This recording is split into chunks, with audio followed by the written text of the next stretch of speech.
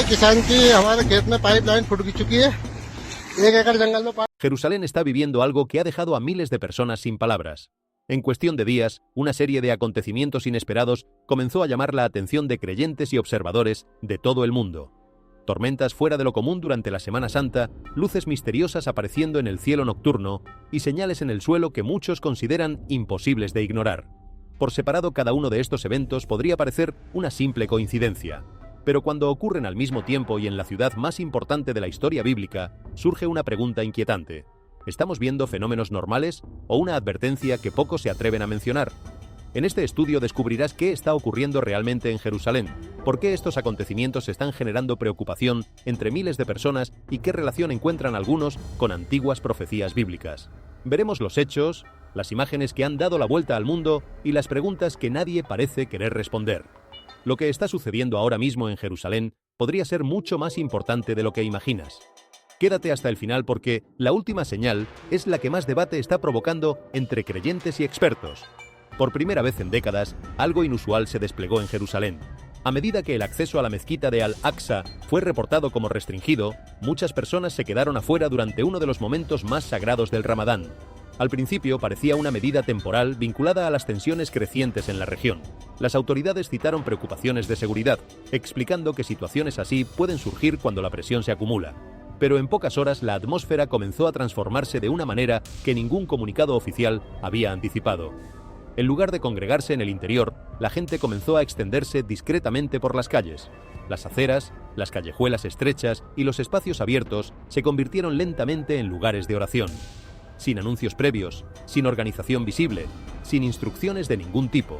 Solo filas que se formaban espontáneamente bajo el cielo abierto. Algunos permanecían en silencio, otros se inclinaban, sus movimientos regulares, concentrados, internos, la vida a su alrededor se detuvo. El tráfico aminoró, los negocios cercanos bajaron sus persianas. Y lo que emergió no fue una protesta ni una confrontación, sino algo que resultó, para quienes lo observaban, mucho más poderoso. Fe que no necesita paredes para existir. Porque cuando las puertas se cierran, las personas no dejan de creer.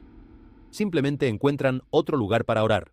Y hay algo en esa imagen, filas de personas inclinadas en oración sobre el asfalto de una ciudad antigua, que lleva a la mente las palabras del Evangelio de Lucas 21, donde la angustia entre las naciones comienza a afectar la vida cotidiana de maneras que se sienten profundas. No todo el mundo ve en ello una señal profética, pero el cambio es difícil de ignorar, del suelo sagrado a las calles abiertas. ¿Fue esto simplemente una escena temporal o el comienzo de algo más? De las oraciones que alguna vez llenaron las calles con ritmo constante, la atención pasó a algo que nadie podía explicar del todo. Durante lo que debería haber sido uno de los momentos más concurridos del año en Jerusalén, el camino desde el Monte de los Olivos no estaba vacío, pero tampoco se sentía igual. La gente seguía llegando, pero en menor número. Sus voces eran más calladas, sus pasos eran más lentos, porque bajo sus pies algo había cambiado. Al principio era apenas una línea, delgada, fácil de ignorar, discurriendo a través de la superficie del antiguo camino de piedra. Luego apareció otra, y otra más. Grietas capilares que se extendían hacia afuera, ramificándose a través del sendero que muchos creen que Jesucristo recorrió cuando entró a la ciudad, cumpliendo las palabras de Zacarías 9:9, no como conquistador, sino como rey de paz. En años anteriores, miles avanzaban por ese mismo lugar, levantando ramas, haciendo eco de las palabras del Salmo 118, Hosana, bendito el que viene en el nombre del Señor. Pero esta vez algo interrumpió ese ritmo. La gente notaba dónde pisaba. Las conversaciones cambiaban de dirección.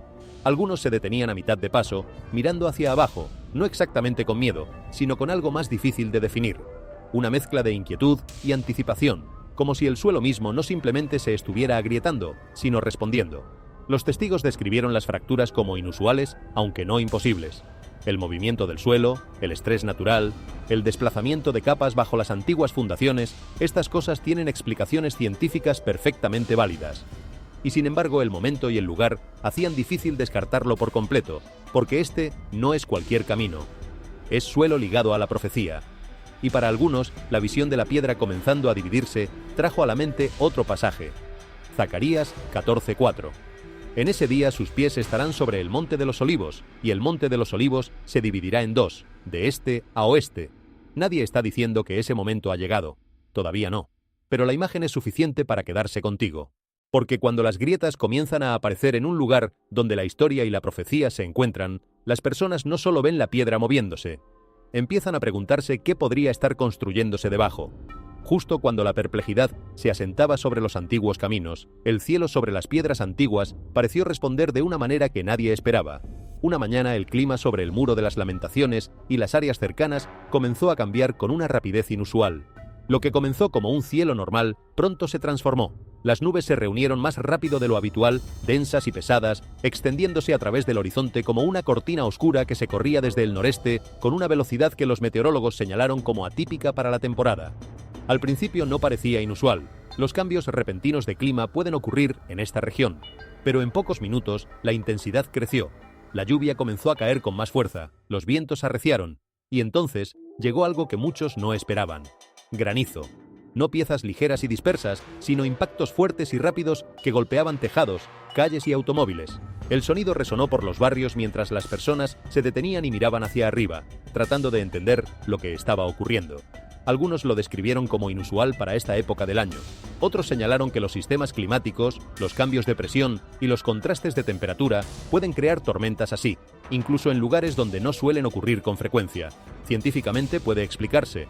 Pero lo que llamó la atención no fue solo la tormenta, fue el momento en que llegó, porque estos patrones no aparecieron al azar. Llegaron durante un periodo en que todo ya se sentía agitado, y eso hizo que la gente mirara más de cerca. Para algunos observadores, las imágenes se sentían familiares, momentos en que la naturaleza misma parece responder de maneras poderosas y cargadas de significado. ¿Era simplemente otra tormenta?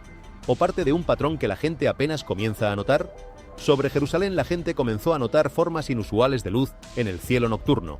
Al principio era apenas un resplandor, apenas distinguible de la oscuridad. Pero en minutos las formas se volvieron más claras. No eran puntos dispersos como estrellas, ni se movían como aeronaves. Mantenían sus posiciones, formando patrones. Formas extrañas, definidas, casi geométricas hechas de luz, flotando, desplazándose ligeramente, pero sin llegar a deshacerse. No parpadeaban, no se desvanecían, permanecían. Algunos testigos describieron un momento justo antes de que aparecieran las luces. Una pausa. Sin viento, sin tráfico distante, sin sonido en absoluto. Solo quietud, profunda y completa. Y entonces, sin transición, las luces estaban allí. Lo que hizo esto aún más perturbador fue lo que siguió al día siguiente. En diferentes partes de la región, las personas comenzaron a reportar algo que no podían explicar fácilmente: dos soles visibles en el cielo al mismo tiempo. No reflejos en vidrio, no artefactos de cámara, sino claramente visibles a simple vista. Uno más brillante, otro un poco más tenue, ambos suspendidos sobre el horizonte. Y no fue solo en Jerusalén. Informes similares comenzaron a surgir desde Estados Unidos, desde partes de China e incluso desde regiones de Rusia. Diferentes ubicaciones, diferentes zonas horarias. Sin embargo, la misma descripción seguía repitiéndose. Dos soles uno al lado del otro. Los expertos respondieron rápidamente, señalando un fenómeno atmosférico conocido llamado parhelio, un efecto óptico causado por la luz solar refractándose a través de cristales de hielo en la atmósfera, que a menudo crea manchas brillantes que pueden parecerse a soles adicionales. Bajo las condiciones adecuadas, explicaron, esto es completamente natural, documentado y comprendido. Pero incluso entre los expertos hubo reconocimientos discretos. La claridad, la intensidad, el momento a lo largo de múltiples regiones no era algo que se viera comúnmente a esta escala. Y una vez más, no ocurrió de manera aislada. Vino después de la tormenta. Siguió a la aparición de esas luces estructuradas en el cielo nocturno y surgió durante un tiempo en que la tensión global ya estaba aumentando. Para algunos, estas imágenes se sentían simbólicas, haciendo eco de pasajes antiguos que hablaban de señales en los cielos, momentos en que el cielo mismo ya no se comportaría como se esperaba. Pero mientras esas luces mantenían su forma sobre la ciudad y mientras los reportes de dos soles se extendían por continentes, una pregunta persistía, silenciosa pero constante. ¿Era esto simplemente una rara alineación de condiciones naturales? ¿O estábamos comenzando a ser testigos de algo que todavía no comprendemos del todo? ¿Lo sentís también vosotros, cuando cosas extrañas siguen ocurriendo en silencio pero de manera innegable? ¿Son estos eventos aislados o una advertencia que Dios nos envía para que prestemos atención? A medida que el cielo se oscurecía y los movimientos en lo alto se desvanecían, la atención comenzó a desplazarse hacia algo menos visible, pero no menos perturbador. En algunas áreas de Jerusalén, incluso el suelo mismo mostró cambios sutiles. Al principio eran casi imperceptibles, delgadas y silenciosas grietas que se extendían a través de las calles empedradas, brechas que aparecían donde todo había sido previamente sólido. Nada dramático, nada urgente, solo pequeñas líneas fácilmente pasadas por alto. Pero luego aparecieron grietas más grandes. Algunas áreas comenzaron a hundirse ligeramente, no hasta el punto de causar pánico, pero lo suficiente para que quienes caminaban por allí diariamente lo notaran. El suelo ya no se sentía igual. Superficies que antes eran sólidas ahora parecían desplazarse apenas bajo cada paso. Y lo que lo hacía aún más inquietante era el silencio con que ocurría. Sin sonido, sin advertencia, solo el cambio. En varias áreas alrededor de Jerusalén, el agua también comenzó a comportarse de maneras inesperadas. Pequeños charcos dejados por la lluvia, finos arroyos que corrían por caminos de piedra. Pero luego aparecieron cambios sutiles. Algunos notaron ondas suaves formándose en agua quieta, incluso cuando no había viento. Otros describieron pequeñas burbujas que ascendían lentamente a la superficie, constantes, calladas y persistentes. Los reflejos en el agua parecían desplazarse de maneras que no coincidían del todo con la luz de arriba. Expertos sugieren que la luz interactuando con superficies irregulares puede crear distorsiones visuales y que el movimiento subterráneo puede afectar cómo se comporta el agua encima. Pero una vez más, lo que importaba no era solo lo que la gente veía, sino cuándo lo veía, porque esto siguió a todo lo demás. Y entonces, lentamente, el cielo sobre Jerusalén comenzó a cambiar de color. Al principio parecía un atardecer normal, suaves tonos anaranjados extendiéndose a lo largo del horizonte. Pero en minutos los tonos se profundizaron. El naranja se convirtió en un rojo más oscuro. El rojo se extendió más ampliamente, llenando más del cielo de lo esperado. No se desvaneció como normalmente lo hace. Persistió.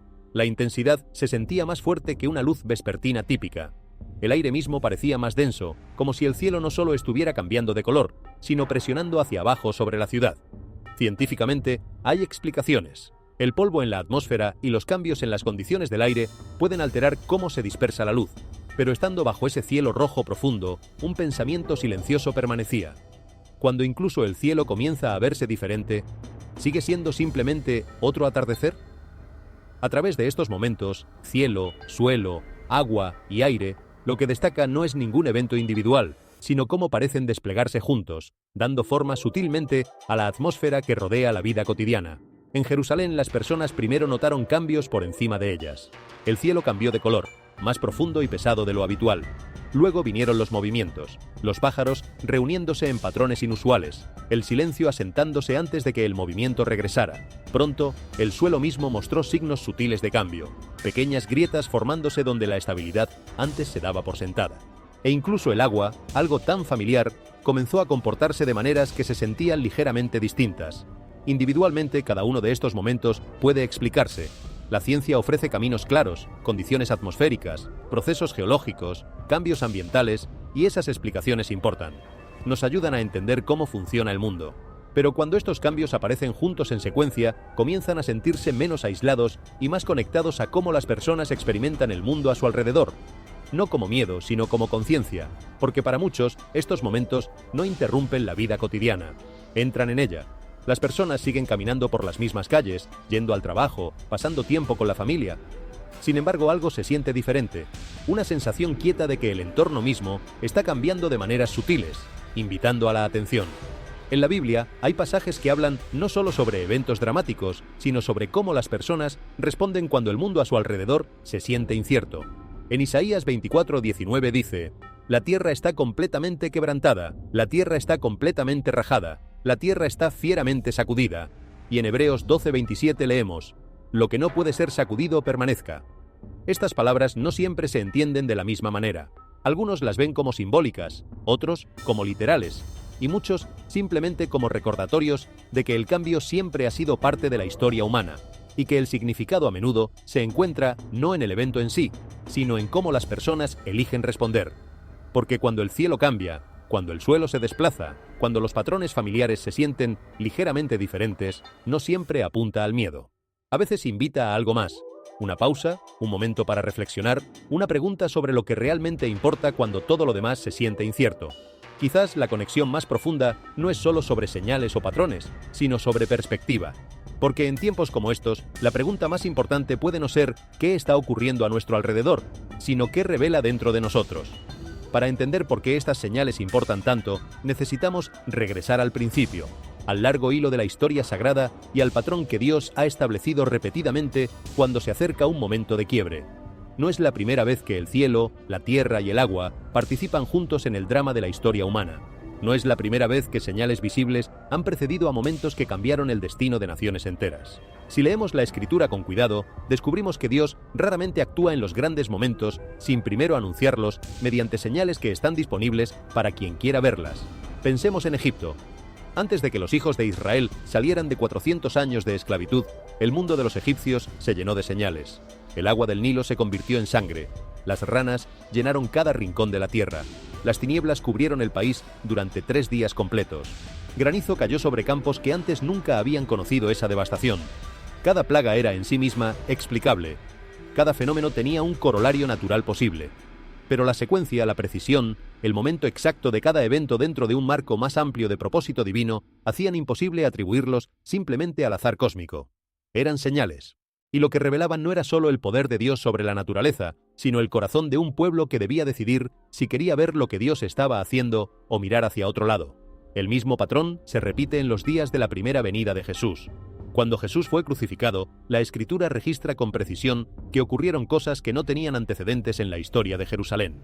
En Mateo 27 leemos que el sol se oscureció durante 3 horas, que el velo del templo se rasgó de arriba abajo, que la tierra tembló, que las rocas se partieron, y que muchos cuerpos de santos que habían dormido resucitaron. Estos no fueron eventos menores.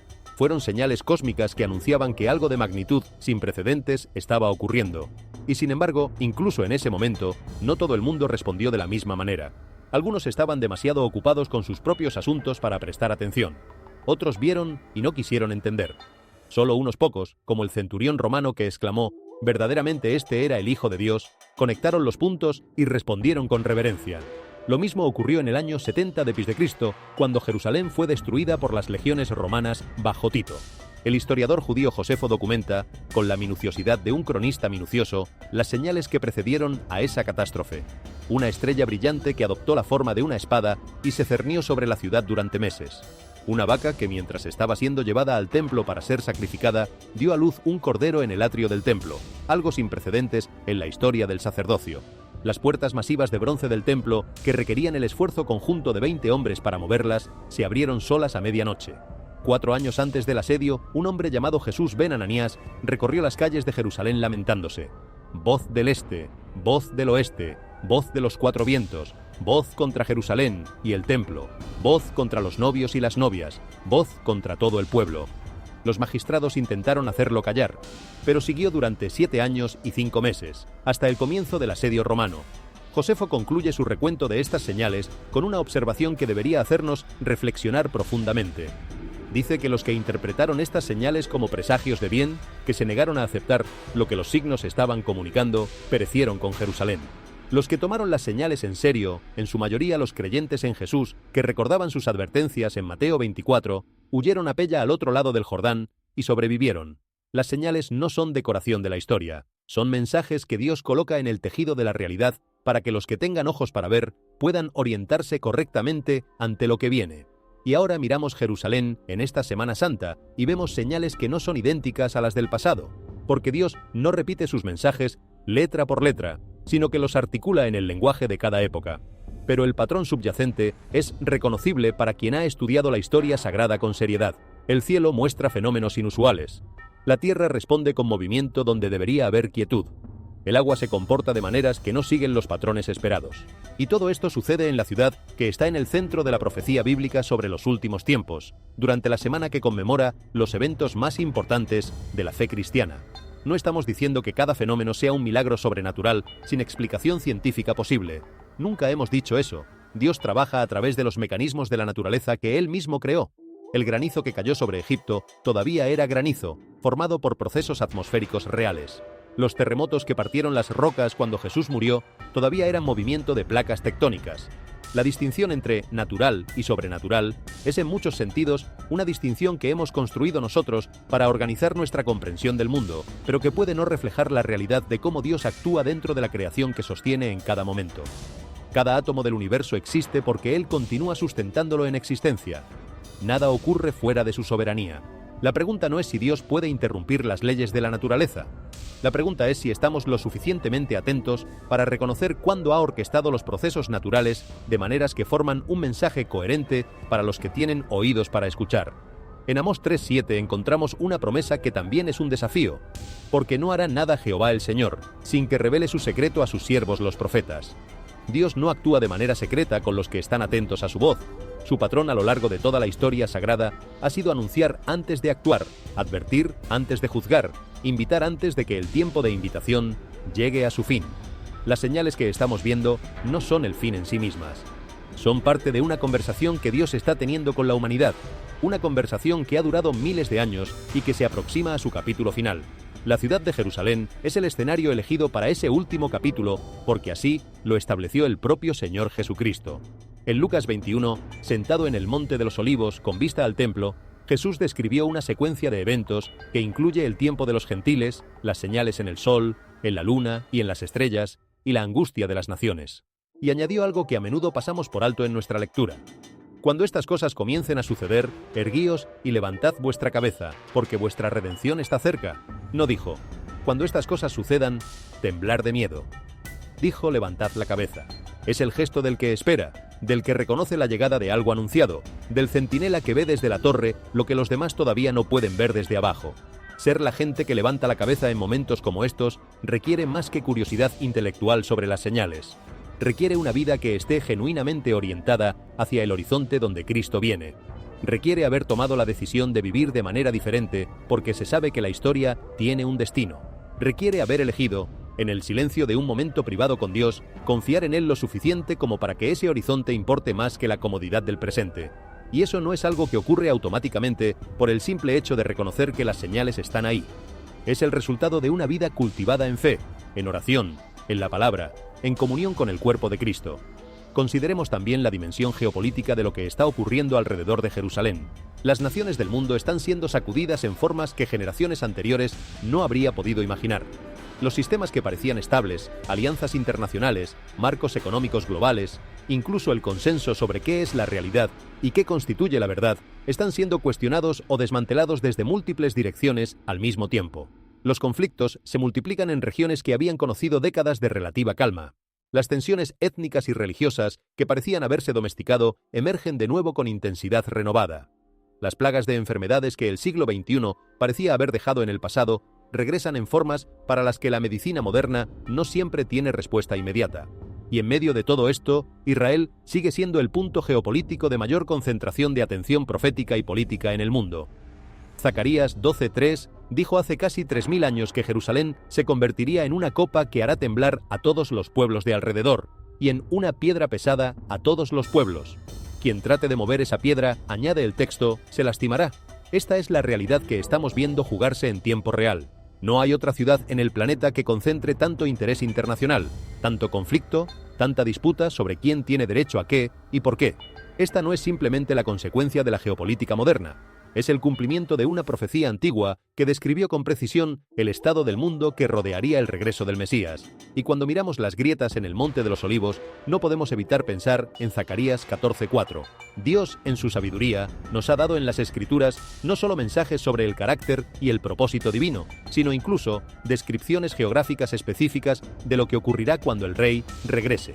El Monte de los Olivos se partirá. Las aguas vivas fluirán desde Jerusalén. Las naciones vendrán a adorar. El Señor será Rey sobre toda la tierra, y en ese día habrá un solo Señor, y su nombre, el único nombre.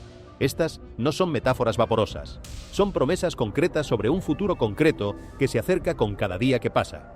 No podemos calcular exactamente cuánto falta. Eso está reservado para el Padre.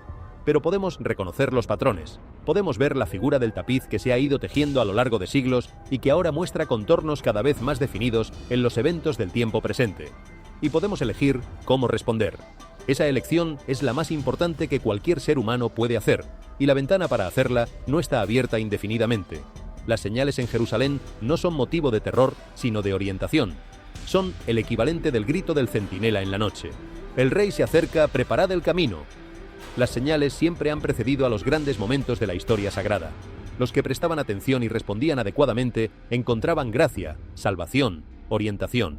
Los que ignoraban las señales por conveniencia, por comodidad o por miedo a lo que las señales implicaban para sus vidas, descubrían tarde que el tiempo de respuesta tenía un límite. Esa es la urgencia que subyace a todo lo que estamos observando. No es urgencia de pánico, sino urgencia de sabiduría. El reconocimiento de que los momentos decisivos de la historia no esperan indefinidamente a que estemos listos. La pregunta más personal que estas señales plantean no es astronómica ni geopolítica, es íntima. ¿Has establecido tu vida sobre el fundamento que puede sostenerte cuando todo lo demás sea sacudido? ¿Hay en tu corazón una relación real con aquel que viene, no simplemente conocimiento sobre él? ¿Estás preparado no solo para el momento de su regreso, sino para el encuentro con él, que puede venir en cualquier momento a través de la puerta de la muerte, que a ninguno de nosotros le ha sido revelado cuándo llegará? Estas son las preguntas que las señales de Jerusalén nos hacen. No como acusación, sino como invitación. No como amenaza, sino como oportunidad de orientarnos correctamente antes de que el capítulo final del que estamos hablando llegue a su culminación. Porque Dios siempre ha anunciado antes de actuar. Y ahora, en la ciudad que es el ombligo de la profecía bíblica, los anuncios se están multiplicando de maneras que son difíciles de ignorar para quien tiene ojos para ver. Cuando estos momentos se despliegan, cambios sutiles en el cielo, el suelo, el agua y el ritmo de la vida cotidiana no solo plantean preguntas sobre el mundo a nuestro alrededor, más profundamente invitan a la reflexión sobre la manera en que vivimos dentro de él, porque el mayor impacto de tales eventos no es siempre físico, es personal. Hay un pasaje en el libro de Ageo que pocas personas citan, pero que resulta extraordinariamente relevante para el momento que estamos viviendo. Dios le dice al profeta: «Aún una vez, y yo haré temblar los cielos y la tierra, el mar y la tierra seca, y haré temblar a todas las naciones, y vendrá el deseado de todas las naciones, y llenaré de gloria esta casa», ha dicho Jehová de los ejércitos. Esta promesa fue dada a un pueblo que estaba reconstruyendo el templo después del exilio. Un pueblo desanimado que miraba las pequeñas dimensiones del nuevo templo y lloraba porque recordaba la gloria del anterior. Y Dios les dijo: «Esperad. El final de esta historia no es la ruina que veis ahora. El final es una gloria mayor que todo lo que hayáis imaginado. Porque antes de que llegue esa gloria, habrá un sacudimiento, un movimiento en los cielos y en la tierra que anunciará la llegada del deseado de todas las naciones. Ese sacudimiento no es solo un evento físico cataclísmico, es un proceso de revelación que va desnudando todo lo que es temporal para dejar visible solo lo que es eterno. Pablo lo describe en 1 Corintios 3 con la imagen del fuego que prueba la calidad del trabajo de cada constructor. El oro, la plata y las piedras preciosas permanecen, la madera, el heno y el rastrojo se consumen. Lo que el fuego no puede destruir es lo único que tiene valor permanente. Y esa prueba no comienza cuando Cristo regrese. Comienza ahora, en el sacudimiento del presente, cuando las circunstancias de la vida van revelando cuál es el fundamento real sobre el que hemos construido nuestra existencia. Muchas personas construyen su vida sobre fundamentos que se sienten sólidos en tiempos de estabilidad, pero que muestran sus grietas cuando el sacudimiento llega. La seguridad financiera que parecía suficiente como fundamento de identidad se vuelve frágil cuando el mercado colapsa o cuando la salud falla y el dinero no puede comprar lo que más se necesita. Las relaciones que parecían suficientemente sólidas como ancla para el alma muestran sus límites cuando ambas personas están pasando por sus propias crisis al mismo tiempo. La confianza en instituciones, en sistemas, en estructuras de autoridad que parecían permanentes, se resquebraja cuando esas instituciones muestran que no son tan confiables o tan estables como parecían. No porque todo esto sea malo en sí mismo, sino porque nada de esto fue diseñado para ser el fundamento último de la vida humana. Solo hay un fundamento que no puede ser sacudido, y ese fundamento tiene nombre: Jesucristo, el mismo ayer, hoy y por los siglos. Hebreos 12 presenta el sacudimiento no como una amenaza, sino como un proceso de purificación con propósito. El escritor dice: la expresión «aún una vez más» indica la remoción de las cosas movibles, como cosas hechas, para que queden las inconmovibles.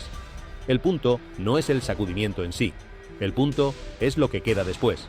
Y lo que queda es un reino que no puede ser sacudido, una realidad que ningún terremoto ni ninguna tormenta puede tocar porque no pertenece a este orden de cosas temporales, sino al orden eterno que Cristo vino a inaugurar y que vendrá a consumar. Esta perspectiva cambia radicalmente cómo leemos los eventos de Jerusalén y los eventos del mundo en general.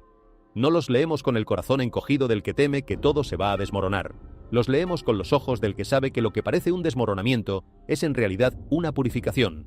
El que separa el oro del barro no está destruyendo el oro, está librándolo de todo lo que lo oscurecía.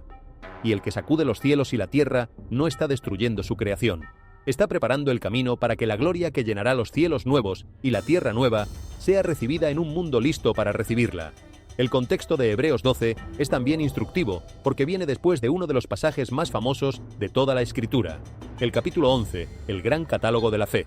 Abel, Enoc, Noé, Abraham, Sara, Isaac, Jacob, José, Moisés, Rahab, Gedeón, Barak, Sansón, Jefté, David, Samuel y los profetas, hombres y mujeres que por fe hicieron cosas que no tenían explicación fuera de la fe, que vieron promesas que no vieron cumplidas en vida y sin embargo no renunciaron a ellas, que fueron descritos por Dios como peregrinos y forasteros en la tierra, que buscaban una patria mejor, una celestial, cuyo artífice y constructor es Dios. Y el escritor de Hebreos nos dice que todos ellos nos rodean como una nube de testigos mientras corremos la carrera que tenemos por delante.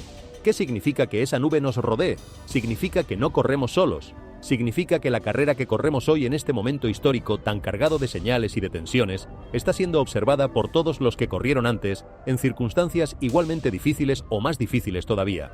Ellos no tenían las promesas cumplidas que nosotros tenemos. No tenían el registro de la encarnación, la muerte y la resurrección. No tenían el Espíritu Santo derramado sobre toda carne. Y sin embargo corrieron. Y sin embargo permanecieron. Y sus historias se convirtieron en parte del testimonio que sostiene a los que corren después de ellos.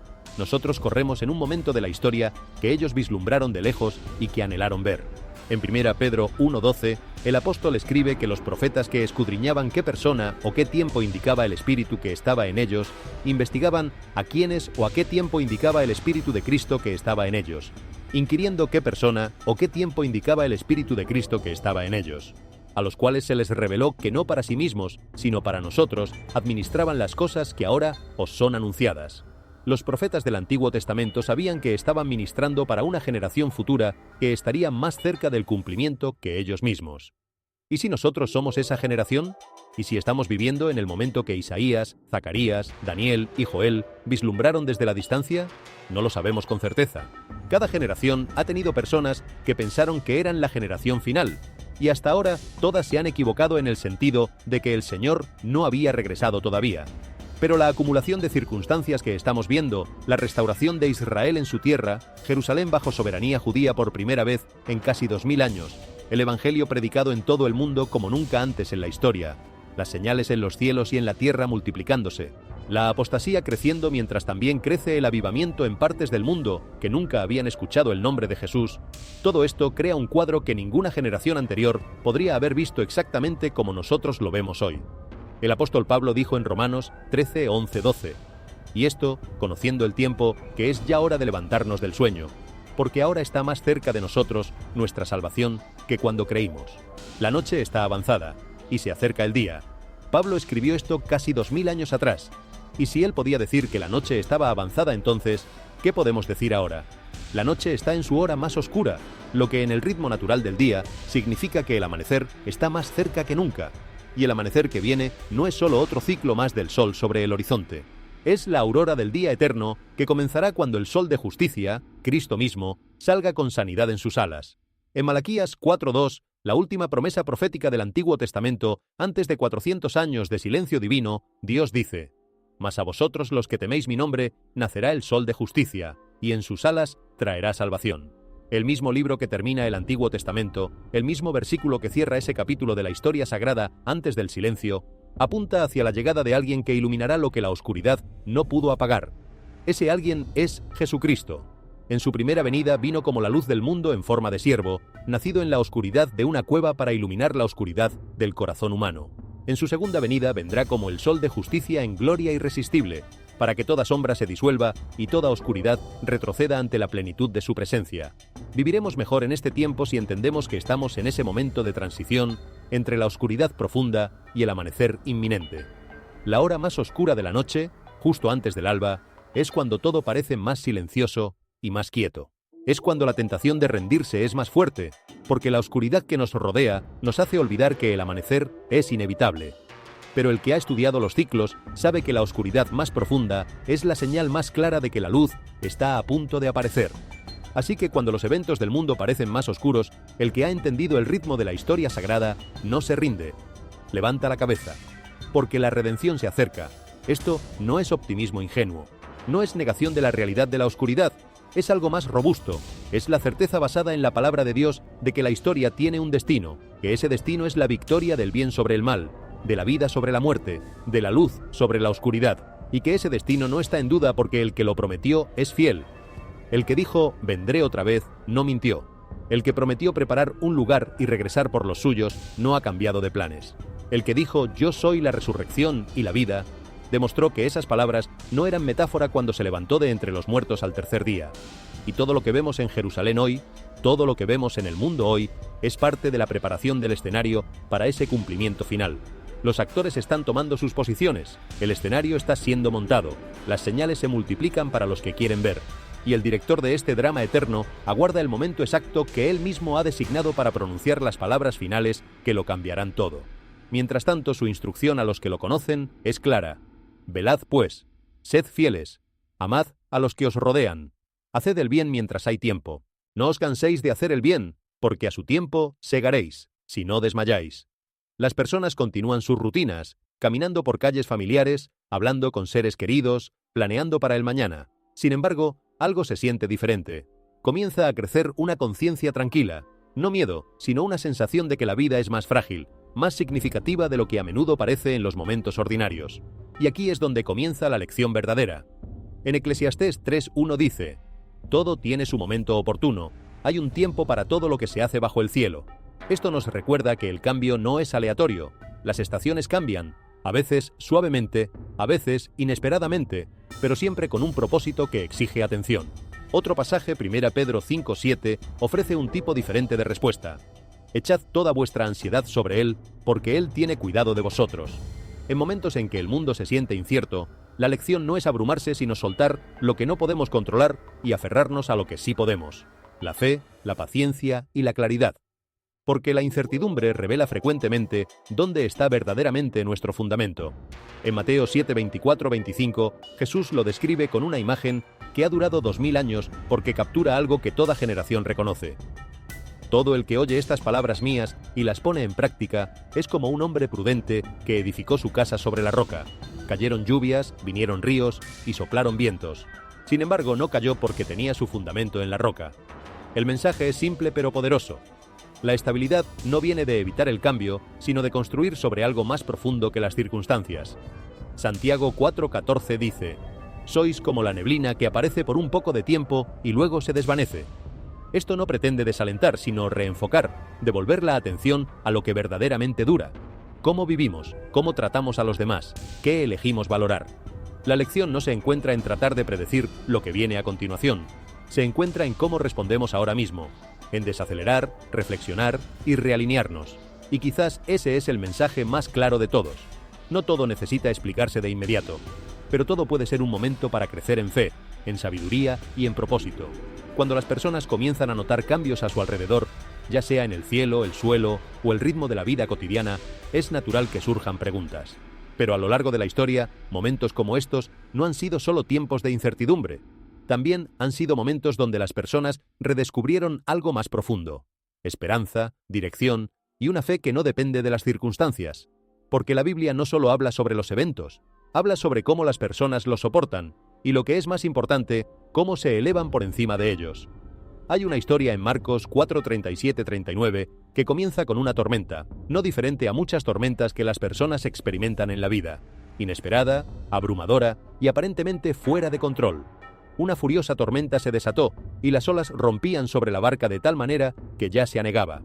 Jesús se levantó, reprendió al viento y dijo al mar: «Silencio, cálmate». Y el viento cesó y sobrevino una gran calma. Los discípulos no estaban asustados por falta de fuerza, sino porque la situación parecía más grande que ellos. Sin embargo, la lección no era sobre la tormenta en sí, era sobre lo que permanecía estable dentro de ella. Josué 1:9 da una instrucción simple: «Sé fuerte y valiente, no temas ni te desanimes, porque el Señor tu Dios estará contigo donde quiera que vayas». Esto no se dijo en un momento de comodidad, se pronunció al comienzo de un viaje lleno de incertidumbre, y eso es lo que lo hace poderoso. El coraje no es la ausencia de dificultad, es la decisión de avanzar incluso cuando el camino no está claro. Hay también una historia más silenciosa en 1 Reyes 19:11-12. El profeta Elías está en una montaña buscando la presencia de Dios. Viene un viento recio que parte los montes, luego un terremoto, luego fuego. Pero el Señor no estaba en ninguno de ellos. Y después del fuego, una voz quieta y suave. Este momento cambia todo porque nos recuerda que no toda respuesta viene a través del ruido o el poder. A veces la claridad llega en la quietud, en los momentos silenciosos, en la reflexión interna. En un mundo lleno de movimiento constante, esa lección se vuelve más necesaria que nunca. En 2 Timoteo 1:7, porque no nos ha dado Dios espíritu de cobardía, sino de poder, de amor y de dominio propio. El miedo a menudo crece cuando la incertidumbre aumenta, pero este versículo cambia el enfoque y nos recuerda que el miedo no es el fundamento sobre el que estamos llamados a vivir. La fortaleza, el amor y la claridad de mente son elecciones que tomamos a diario. Una de las historias de resiliencia más poderosas viene de Daniel 3, donde 3 hombres, Sadrac, Mesac y Abed-Nego, enfrentan una situación que parece imposible. Se les dice que se inclinen ante la imagen o enfrenten el fuego. Su respuesta es simple pero impactante. Si nuestro Dios a quien servimos puede librarnos, nos librará del horno de fuego ardiente. Y si no, que sepa el rey que no serviremos a tus dioses. Esto no es desafío por el bien de la resistencia, es convicción. Y lo que ocurre después no es solo sobre la supervivencia, es sobre la presencia. No están solos en el fuego, y eso lo cambia todo. Porque a veces la mayor lección no es sobre escapar de la dificultad, sino sobre darnos cuenta de que no estamos solos dentro de ella. En la vida cotidiana las personas con frecuencia buscan estabilidad en cosas que cambian, circunstancias, planes, expectativas, pero la Biblia apunta constantemente a otra dirección. En Hebreos 13:8, Jesucristo es el mismo ayer, hoy y por los siglos. Esta afirmación simple lleva un significado profundo, porque mientras todo lo demás puede cambiar, el tiempo, las situaciones, las emociones, hay algo que permanece constante. Y esa constancia se convierte en un ancla. También hay aliento en Romanos 8:28, y sabemos que a los que aman a Dios, todas las cosas les ayudan a bien. No algunas cosas, todas las cosas. Incluso los momentos que no tienen sentido de inmediato, incluso los momentos que se sienten inciertos. Porque el significado no siempre es inmediato, pero todavía está presente. Y quizás una de las palabras más reconfortantes viene de Salmos 121, 1-2. Alzaré mis ojos a los montes. ¿De dónde vendrá mi socorro? Mi socorro viene del Señor, que hizo los cielos y la tierra.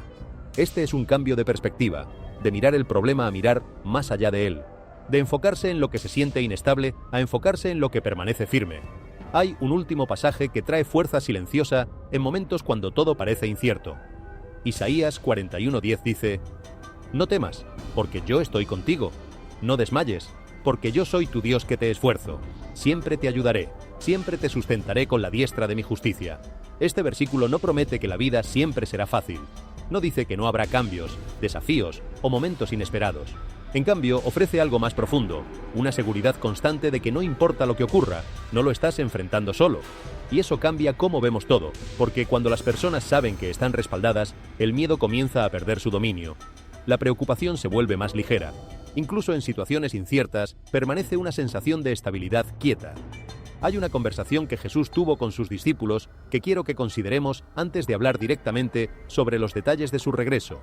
Es una conversación registrada en Juan 14, que tuvo lugar la noche antes de su crucifixión, en el aposento alto, en un momento de intimidad profunda y también de temor profundo para los discípulos que comenzaban a entender que algo irrevocable estaba a punto de suceder.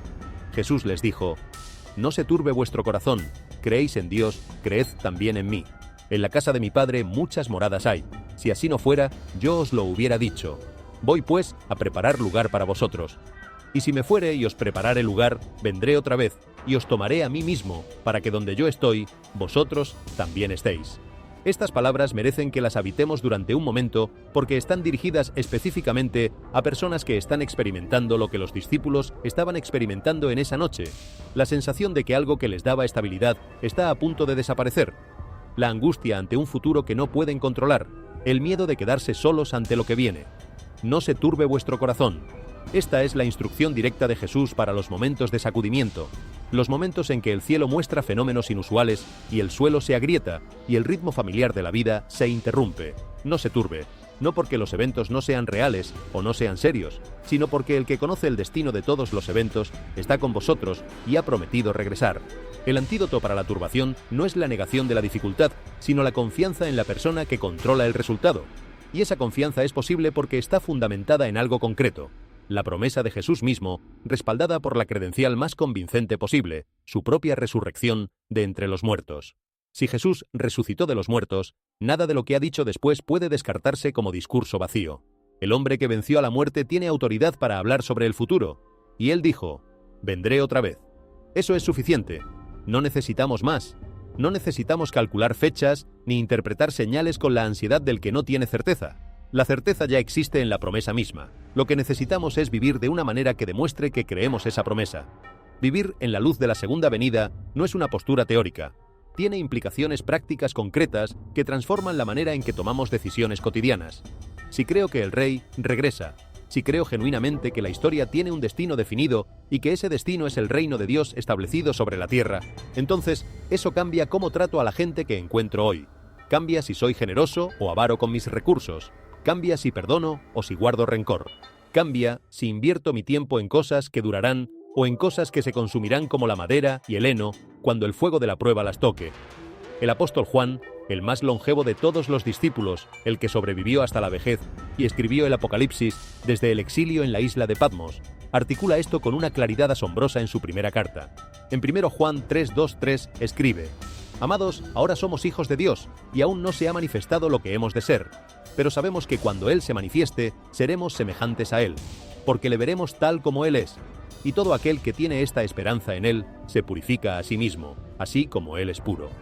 La esperanza de la segunda venida no es una excusa para la pasividad, es el motor de la transformación. El que genuinamente espera ver a Jesús tal como es, en su gloria, comienza a ordenar su vida en concordancia con esa expectativa. Se purifica, se orienta, se prepara no con ansiedad, sino con determinación gozosa. Hay algo profundamente bello en la frase: «Seremos semejantes a Él, porque le veremos tal como Él es». En nuestra vida presente, nos parecemos a Cristo en la medida en que lo contemplamos, en que pasamos tiempo en su presencia, en que su palabra moldea nuestra manera de pensar y de actuar. La transformación es gradual, real pero parcial, porque nuestra visión de Él es todavía parcial. Como dice Pablo en 1 Corintios 13, ahora vemos por espejo, oscuramente. La realidad que conocemos de Cristo en esta vida es como el reflejo de la luna en el agua, real pero no la luna misma. Pero cuando lo veamos cara a cara, cuando le veamos tal como Él es, sin mediaciones, sin velos, sin las limitaciones de nuestra naturaleza caída, algo ocurrirá que ningún proceso gradual en esta vida puede lograr completamente. Seremos finalmente, completamente, irreversiblemente transformados a su imagen. Ese es el destino de los que pertenecen a Cristo. No simplemente ir al cielo, no simplemente escapar del infierno, sino ser transformados a la imagen del Hijo de Dios, la imagen para la que fuimos originalmente creados pero que el pecado distorsionó. Somos la nueva creación en Cristo, dice Pablo, las primicias de una humanidad renovada. Y la segunda venida es el momento en que esa renovación llega a su plenitud. Cuerpos glorificados, mente completamente renovada, corazón perfectamente alineado con el corazón de Dios, relacionándonos entre nosotros y con Él sin la sombra de malentendidos, temores, heridas o egoísmos que caracterizan incluso las mejores relaciones humanas de esta vida. Esto debería llenar de anhelo genuino el corazón de todo el que lo entiende, no el tipo de anhelo que es huida del presente, que quiere que Jesús venga para no tener que lidiar con los problemas de hoy, sino el tipo de anhelo que viene de haber probado algo tan bueno en la presencia de Cristo que lo que viene es más deseable que cualquier cosa que el presente pueda ofrecer, incluso en los mejores momentos. El anhelo del mejor vino que se guarda para el final. El anhelo de la boda que trasciende cualquier celebración que hayamos experimentado hasta ahora. Consideremos también lo que significa que la segunda venida ocurra para Israel y para el mundo gentil simultáneamente. Pablo en Romanos 11 describe el misterio de cómo la parcial dureza de Israel ha resultado en riqueza para los gentiles y cómo la plenitud de los gentiles redundará a su vez en la restauración de Israel. Porque no quiero, hermanos, que ignoréis este misterio, que ha acontecido a Israel endurecimiento en parte, hasta que haya entrado la plenitud de los gentiles, y luego todo Israel será salvo. Hay un plan de precisión divina en marcha que involucra tanto la misión a las naciones como la restauración final de Israel, y los dos hilos se tejen juntos en el tapiz del propósito eterno de Dios. Cuando Zacarías 12:10 dice: «Y derramaré sobre la casa de David y sobre los moradores de Jerusalén espíritu de gracia y de oración, y mirarán a mí, a quien traspasaron, y llorarán como se llora por el hijo unigénito, afligiéndose por él como quien se aflige por el primogénito».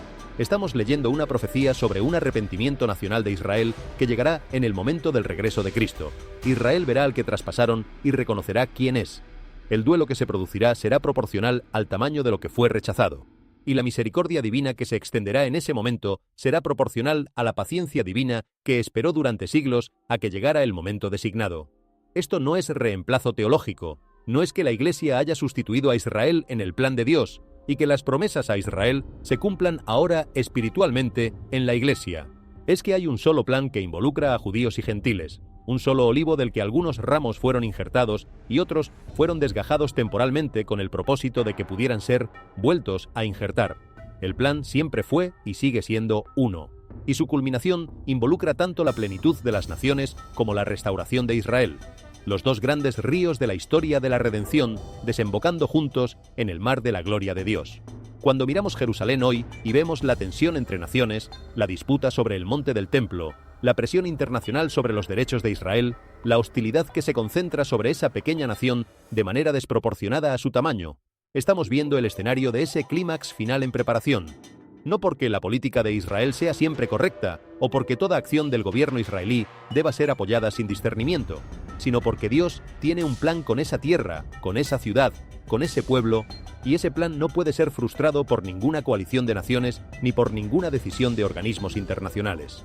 El profeta Isaías lo dijo con una claridad que debería dar pausa a cualquier potencia que piense que puede redefinir el destino de Jerusalén, porque Dios está en medio de ella, no será conmovida, Dios la ayudará al clarear la mañana. La ciudad que parece en el centro de una tormenta política y espiritual es también la ciudad sobre la que descansa la promesa de Dios. Y esa promesa tiene más peso que cualquier resolución del Consejo de Seguridad, que cualquier tratado internacional, que cualquier decreto de cualquier potencia humana. Lo que Dios ha prometido sobre Jerusalén se cumplirá. El rey regresará allí, su trono estará allí, y la gloria del Señor llenará esa ciudad de una manera que hará que la gloria del templo de Salomón parezca una antesala modesta en comparación.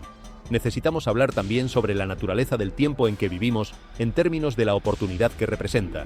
Hay en la Escritura una urgencia sobre el momento presente que no siempre sentimos en nuestra experiencia cotidiana, porque la vida ordinaria tiende a amortiguar la conciencia de que el tiempo es una ventana que no está abierta indefinidamente. En 2 Corintios 6:2, Pablo cita a Isaías y añade su propia glosa. He aquí ahora el tiempo aceptable, he aquí ahora el día de salvación. El ahora es la categoría más importante del tiempo desde la perspectiva de la eternidad, no el ayer, que ya pasó y no puede cambiarse, no el mañana, que no está garantizado y que puede no llegar, sino el ahora, este momento, esta oportunidad presente de responder a la gracia que se ofrece. En la parábola de las 10 vírgenes, en Mateo 25, el elemento más ominoso no es que 5 no tuvieran aceite, es lo que ocurre cuando la puerta se cierra. Y el que no las conocía dijo: de cierto os digo que no os conozco. La puerta se cerró, no por crueldad, sino por la naturaleza misma de las cosas. Hay momentos de oportunidad que cuando pasan, pasan. El aceite que las insensatas no habían acumulado no podía ser conseguido en el último momento. El tiempo de preparación tenía un límite, y ese límite llegó en la forma de la oscuridad de medianoche cuando el novio apareció inesperadamente. No queremos especular sobre los detalles de la cronología del fin, pero sí queremos subrayar esta verdad con toda la claridad posible. El tiempo de oportunidad que tenemos ahora, el tiempo de responder a la gracia, de preparar el corazón, de establecer las raíces en la roca que no puede ser sacudida, ese tiempo es precioso y tiene un límite. Cada persona en esta tierra tiene un momento, su propio momento personal de encuentro con la eternidad, que puede llegar a través de la muerte antes del regreso de Cristo, o puede llegar en el momento mismo de su regreso. Nadie sabe cuál de los dos llegará primero para ellos. Lo que sí sabemos es que lo único que hace posible ese encuentro con la eternidad, sin terror y sin vergüenza, es la relación que hemos establecido con el que viene.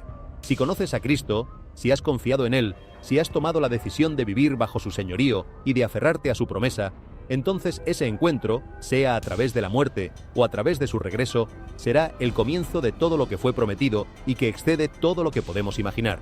Si no has tomado esa decisión, o si la has tomado superficialmente, sin que haya transformado realmente tu vida, entonces la urgencia de este momento es un regalo. La gracia que Dios extiende ahora, a través de estas palabras, a través de las señales que está colocando en el horizonte del tiempo, es una invitación genuina a responder mientras la puerta todavía está abierta. Que ninguno de los que escucha estas palabras llegue al umbral de la eternidad con el peso de haber sabido y no haber respondido. La invitación es real, la gracia es suficiente, el perdón es total para los que lo reciben, y el que viene es fiel para cumplir todo lo que ha prometido. Recíbelo hoy, confía en él hoy, prepárate hoy, porque el Rey viene, y las señales de su venida se multiplican en el cielo y en la tierra. Quiero hablaros sobre la segunda venida de nuestro Señor Jesucristo. En apenas 260 capítulos del Nuevo Testamento hay más de 300 referencias a la segunda venida de Jesús, lo que significa que aproximadamente uno de cada 25 a 30 versículos contiene una referencia a ella. 23 de los 27 libros del Nuevo Testamento hablan de la segunda venida. El Antiguo Testamento menciona la venida del Mesías alrededor de 1845 veces. Por eso algunos eruditos y maestros señalan que por cada vez que se menciona la primera venida de Jesús, la segunda venida se menciona 8 veces más. Necesitamos aprender sobre esto, y no solo aprenderlo, sino también emocionarnos con ello, porque la segunda venida de Jesús no es el final, es solo el comienzo. En los próximos minutos quiero compartir con vosotros 5 verdades sobre la segunda venida de nuestro Señor Jesucristo. La primera verdad sobre la segunda venida de Jesús. Su primera venida fue en humildad para salvar, pero su segunda venida será en gloria para juzgar y reinar. Antes de explorar los contrastes entre la primera y la segunda venida, quiero que habitemos por un momento en la enormidad de lo que significa que el Dios eterno haya venido a este mundo la primera vez. El apóstol Juan abre su evangelio con una de las declaraciones más densas de significado teológico que la Escritura contiene. En el principio era el Verbo, y el Verbo era con Dios, y el Verbo era Dios. Todas las cosas por él fueron hechas, y sin él, nada de lo que ha sido hecho fue hecho. Y aquel Verbo fue hecho carne, y habitó entre nosotros. El que hizo todas las cosas entró en las cosas que había hecho. El Eterno ingresó en el tiempo. El infinito se limitó a sí mismo voluntariamente dentro de lo finito. El que sostiene el universo en existencia fue sostenido en los brazos de una joven de Nazaret. Esta no es simplemente una afirmación religiosa. Es la afirmación más asombrosa que cualquier sistema de pensamiento ha hecho jamás. La filosofía griega, con todo su genio, no podía imaginar que el Logos, el principio ordenador del universo, pudiera hacerse carne. Era filosóficamente imposible, porque lo divino era por definición inmutable, imperturbable, inaccesible a la materia corrupta. Y sin embargo eso es exactamente lo que el Evangelio de Juan afirma. El Logos eterno se hizo carne. No adoptó un cuerpo como disfraz temporal. Se hizo carne. La encarnación fue real, total y permanente. El Hijo de Dios tomó naturaleza humana y la tomó para siempre. Hoy, a la diestra del Padre, hay un ser humano, Jesucristo, el mismo ayer, hoy y por los siglos. Eso significa que la segunda venida no es el regreso de un ser puramente espiritual que tomó forma humana temporalmente y ya la ha abandonado. Es el regreso de alguien que es permanentemente, eternamente, plenamente Dios y plenamente humano. El que viene montado en el caballo blanco del Apocalipsis, con sus ojos como llama de fuego y muchas coronas sobre su cabeza, es también el que caminó por las orillas del mar de Galilea y preguntó quién le había tocado en medio de la multitud. Es el que lloró junto a la tumba de Lázaro. Es el que tomó el pan y lo partió. Es el que prometió no beber del fruto de la vid hasta que lo bebiera nuevo en el reino de su Padre. La continuidad entre el Jesús de la Encarnación y el Cristo del regreso es total. No son dos personas ni dos momentos desconectados de la historia divina. Son el antes y el después de la misma historia de redención, protagonizada por el mismo Señor, con el mismo amor y el mismo propósito, aunque con formas de expresión radicalmente diferentes. La primera vez vino para dar su vida como rescate por muchos. La segunda vez viene para reclamar lo que su sacrificio compró: la restauración de toda la creación, la derrota definitiva del mal, el establecimiento del reino de paz y justicia que los profetas anhelaron durante siglos. Pensemos en lo que significa la imagen del caballo blanco sobre el que Cristo regresa según el Apocalipsis. En el mundo antiguo, el caballo blanco era el símbolo del conquistador victorioso. Los generales romanos que triunfaban sobre sus enemigos entraban en Roma montados en caballos blancos, precedidos por sus tropas y seguidos por sus prisioneros. Era el lenguaje visual de la victoria total. Juan usa ese lenguaje deliberadamente para describir el regreso de Cristo porque quiere que sus lectores entiendan que lo que viene no es una conferencia de paz ni una negociación. Es la llegada del conquistador que ya ganó la guerra en la cruz y ahora viene a tomar posesión de lo que legítimamente le pertenece. Apocalipsis 19, 11, 16 describe ese momento con imágenes que han capturado la imaginación de creyentes durante 20 siglos. Entonces vi el cielo abierto, y he aquí un caballo blanco, y el que lo montaba se llamaba Fiel y Verdadero, y con justicia juzga y pelea. Sus ojos eran como llama de fuego, y había en su cabeza muchas diademas, y tenía un nombre escrito que ninguno conocía, sino él mismo. Estaba vestido de una ropa teñida en sangre, y su nombre es el Verbo de Dios.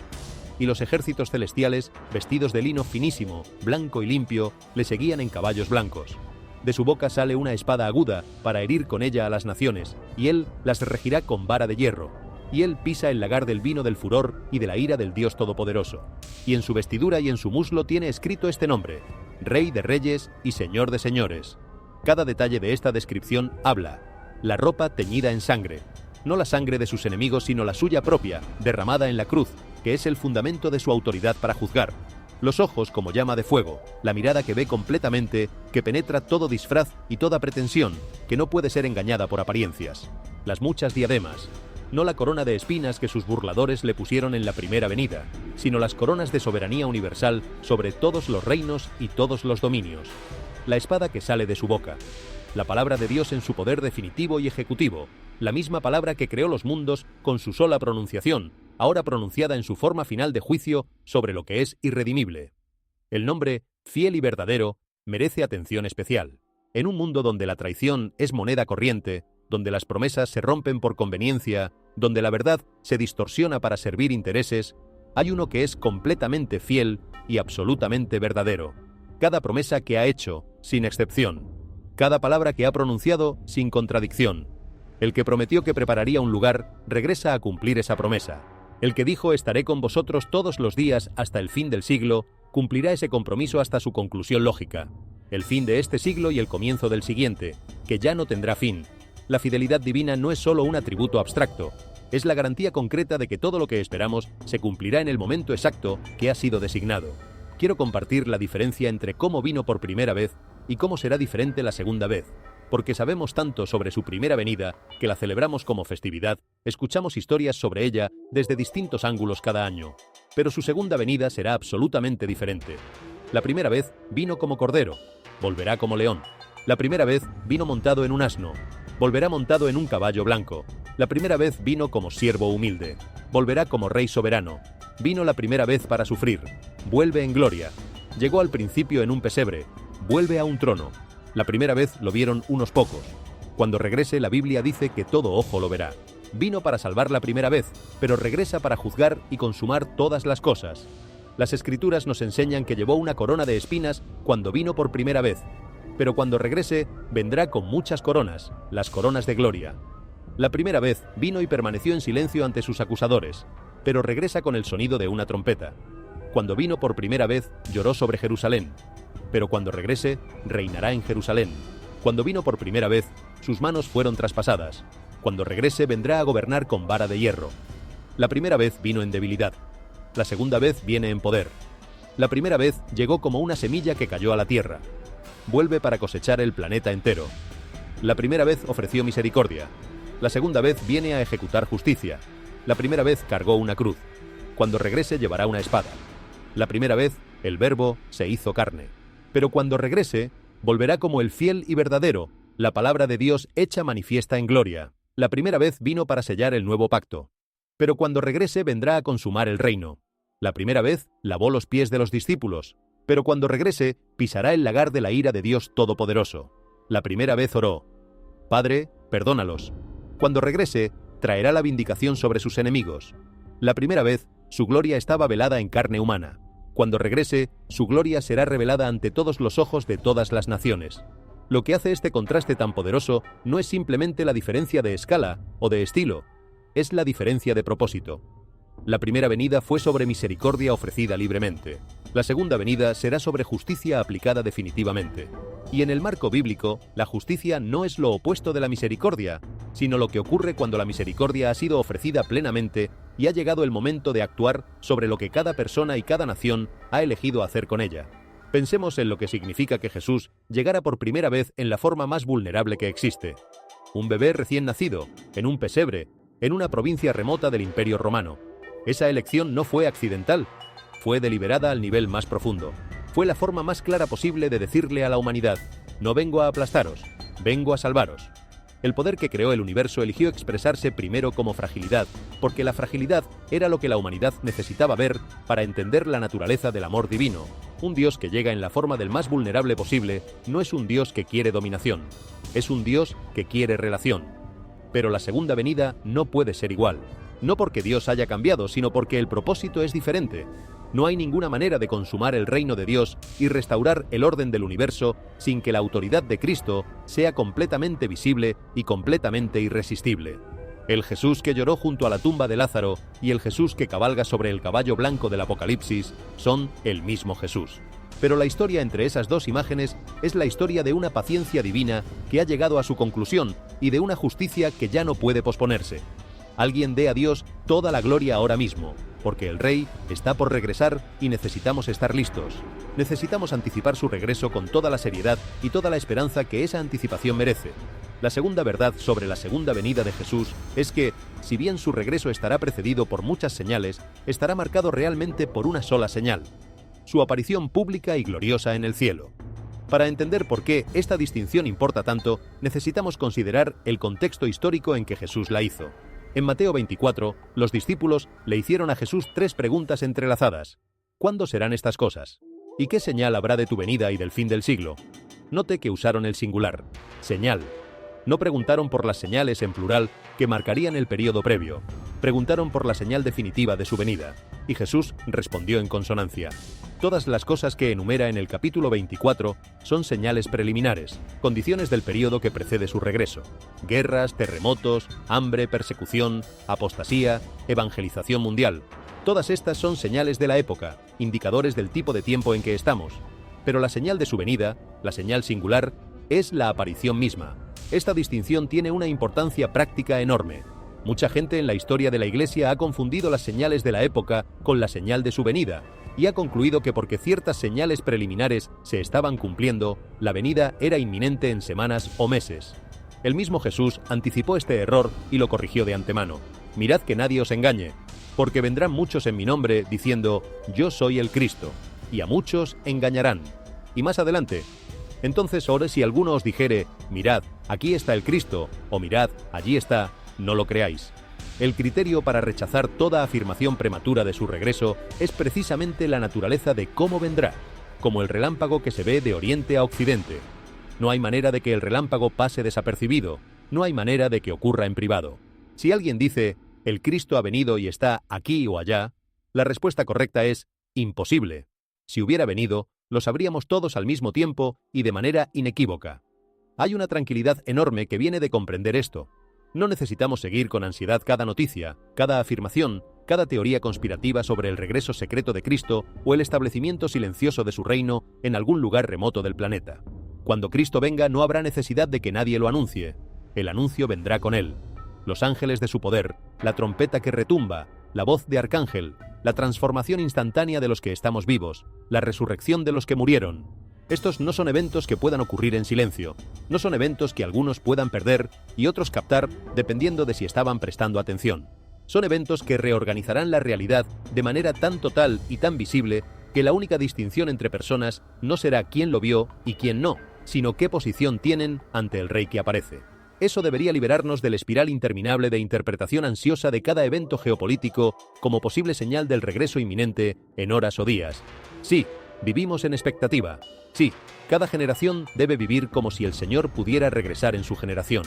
Pero la expectativa genuina no es ansiedad, es preparación. Es la postura del siervo fiel que, según la parábola, sigue haciendo la obra del amo mientras espera su regreso, en lugar del siervo infiel que comienza a decir, mi Señor tarda en venir, y se desordena. La expectativa genuina produce fidelidad presente, no especulación ociosa sobre el calendario de los eventos finales. Y cuando su aparición llegue, será tan absolutamente inconfundible que cualquier preparación que hayamos hecho antes de ese momento será la única preparación que importará. No habrá tiempo para conversiones de último momento frente a su gloria visible. No habrá oportunidad de corregir el rumbo en el momento de su llegada. Por eso, la urgencia de la preparación es ahora, hoy, en el tiempo ordinario de la vida cotidiana, cuando todavía hay tiempo para elegir y la gracia todavía se extiende a todos los que la buscan.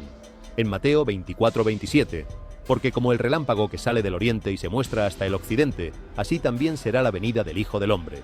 Y en el versículo 29, e inmediatamente después de la tribulación de aquellos días, el sol se oscurecerá y la luna no dará su resplandor, y las estrellas caerán del cielo, y las potencias de los cielos serán conmovidas. Entonces aparecerá la señal del Hijo del Hombre en el cielo. La señal, singular, del Hijo del Hombre. No múltiples señales dispersas. una sola señal definitiva: la aparición pública, gloriosa y triunfal de Jesucristo en el cielo, donde todo ojo lo verá. Sabemos que hay muchas señales de los últimos tiempos: el surgimiento de falsos mesías, las guerras en el mundo, el aumento del hambre y la hambruna, los terremotos, las enfermedades incurables, la persecución de los creyentes, el enorme aumento de la maldad, la pérdida del amor de muchos por Cristo, la evangelización mundial y el regreso de Israel a la tierra. Todas estas son señales comunes de los últimos tiempos. Las señales del fin de los días son muchas, pero la señal de la venida del Señor es una sola: su aparición gloriosa y ruidosa de Jesucristo en el cielo. Será visible como un relámpago. Cuando ves un relámpago, todo el mundo lo ve. No es algo que ocurra en privado, en la oscuridad, para unos pocos elegidos. Es algo que ilumina el horizonte completo de un extremo al otro. La Biblia dice que su venida será así de visible. Su segunda venida será después de la tribulación. Vendrá en las nubes con poder y gloria incomparables. Será al sonido de una trompeta, lo que significa que los ángeles reunirán al pueblo de Dios mientras la trompeta suena. Será muy ruidoso. Los tapones para los oídos no ayudarán. La resurrección de los muertos tendrá lugar al mismo tiempo. Todas las personas justas del antiguo pacto y del nuevo pacto que murieron resucitarán al mismo tiempo. Y nosotros, los que estemos vivos, seremos instantáneamente transformados para encontrarnos con el Señor en el aire. El monte de los Olivos, donde se posarán los pies de este Rey, resucitado, glorioso y majestuoso, se dividirá en dos a causa de la gloria y el poder que este Rey traerá, tal como lo profetizó Zacarías. Y la segunda venida ocurrirá al mismo tiempo que Israel estará en guerra. Él defenderá a Israel de las naciones invasoras. Jerusalén será rescatada. Aguas vivas fluirán desde Jerusalén. Las naciones serán juzgadas, y la coalición de naciones que venga contra Israel será destruida. Al mismo tiempo habrá un lamento y un llanto nacional y global, y un arrepentimiento cuando todas las tribus de la tierra vean a este Rey venir en las nubes. Imaginad ese momento: Israel en guerra, pareciendo a punto de ser abrumado, una coalición de naciones convergiendo desde todos los ángulos, y entonces, cuando todo pareciera perdido, el cielo se abre. Un sonido de trompeta que nadie puede ignorar. Una luz que no se parece a ninguna luz que el mundo haya visto. Y sobre las nubes, el Hijo del Hombre en gloria, con el ejército de los santos, viniendo a establecer lo que siempre debió haber sido. Ese es el cuadro de la segunda venida. Una sola señal, pública, gloriosa, ruidosa y triunfal. ¿Veis cuán diferente es eso de su primera llegada? Silenciosa, privada, unos pocos pastores, unos pocos magos, naciendo en humildad como un bebé. Una escena completamente diferente se desplegará en su segunda venida. La tercera verdad sobre la segunda venida del Señor. La venida del Señor y nuestra reunión con Él es el mismo evento y no ocurrirá en secreto. Para apreciar plenamente lo que Pablo está diciendo en los pasajes sobre la parousia, necesitamos entender algo sobre la forma en que el mundo antiguo experimentaba la llegada de los grandes. En el mundo greco-romano, cuando un personaje de importancia excepcional visitaba una ciudad, el evento era de una naturaleza completamente diferente a lo que nosotros en el siglo XXI podríamos imaginar como una visita oficial. No había discreción, no había llegada privada por una puerta trasera del aeropuerto. Todo era público, ruidoso, procesional y cargado de significado político y cósmico. La ciudad que esperaba la visita del emperador o de un general victorioso se preparaba con semanas o incluso meses de anticipación. Se limpiaban las calles, se erigían arcos de triunfo, se organizaban grupos de ciudadanos para salir al encuentro del visitante importante fuera de los muros de la ciudad. Este grupo de bienvenida que salía a recibir al visitante se llamaba en griego la apantesis, y su función era acompañar al dignatario en entrada triunfal de regreso a la ciudad. No iban a encontrarse con él para quedarse en el campo. Iban a salir para traerlo de vuelta. Pablo usa esta imagen con toda su riqueza connotativa cuando describe la reunión con el Señor. Los creyentes que estén vivos cuando Cristo regrese no saldrán de la tierra para emigrar al cielo de manera permanente. Saldrán al encuentro del Rey que viene, en el aire, en el dominio que Satanás ha reclamado, como declaración de que ese dominio ya no le pertenece, y lo escoltarán en su entrada triunfal a la tierra. Somos la comitiva de bienvenida. Somos la delegación que honra su llegada. Somos los que en el momento más público posible, rodeados de los ángeles del cielo y de la presencia manifiesta del Dios vivo, declaramos con nuestra propia transformación y nuestra propia reunión que el Rey de Reyes ha llegado y que todo reclamo de soberanía que no sea el suyo cede ante la realidad de su presencia. Esta imagen transforma completamente la manera en que entendemos la reunión con el Señor en el aire, de 1 Tesalonicenses 4. No es una extracción silenciosa y privada de un grupo de personas de la escena de la historia. Es el evento más público, más dramático y más inequívoco de toda la historia humana. La aparición visible del Señor, acompañada de la resurrección de los muertos en Cristo y la transformación de los que estén vivos, todo en un instante, al sonido de una trompeta que nadie puede ignorar. Y ese evento es simultáneamente la aparición del Señor y la reunión con Él. Son una sola cosa. No hay un rapto secreto años antes de una segunda venida pública.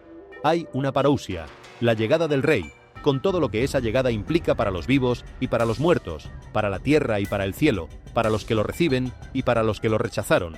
Esta comprensión debería llenarnos de una esperanza que no se paraliza ante la oscuridad presente, sino que la ve como el telón de fondo sobre el que se desplegará la más grande de todas las victorias.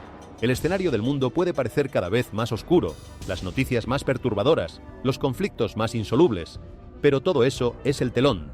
Y detrás del telón, en el momento que el Padre ha designado, el Rey saldrá a escena de una manera que hará que todos los actores del drama humano queden eclipsados por la magnitud de su gloria. Ese es el momento que esperamos. Ese es el momento para el que nos preparamos. Y ese es el momento que hace que todo lo demás, toda dificultad, todo sufrimiento, toda pérdida de esta vida presente, quede colocado en su proporción correcta por la luz incomparable de lo que viene.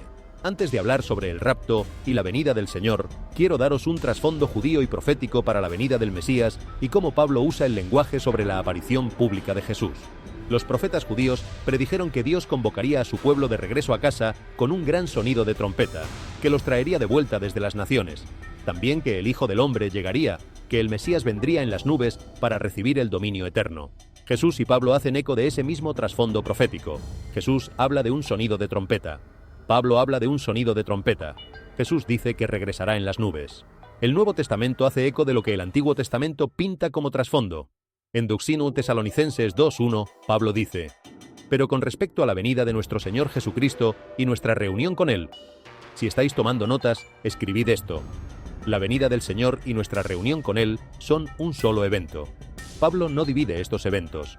Los presenta como una sola cosa con dos aspectos de la misma moneda.